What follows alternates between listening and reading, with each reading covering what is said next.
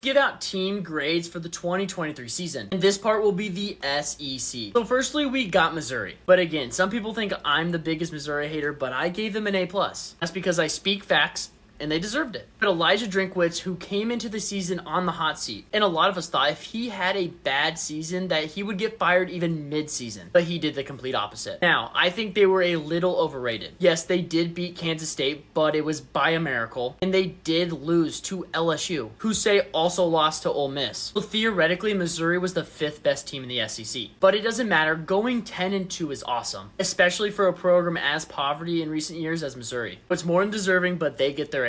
Next, we got Ole Miss. And people hated on this team, and I don't know why. They were the 3rd best team in the SEC, and the top 2 teams were probably a top 5 team in the nation. That Bama game wasn't like it was a blowout. If Ole Miss would have pulled it out, they would have been going to the conference championship game, having a shot to go to the playoffs. It is a great improvement from their 8-win season last year, so they get an A. Next is Georgia, and they get a B+.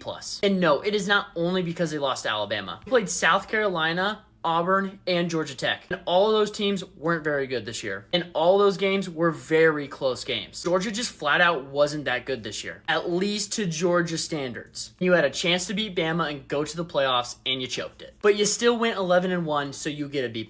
Finally, we got Bama. They had almost a flawless season on paper, but if you watch the games, they almost lost to USF, they almost lost to Arkansas, and they almost lost to Auburn. The team had very low lows and very high highs. They did end up going to the playoffs, and their only blemish on their regular season was Texas. So for all those reasons, they get a very solid A.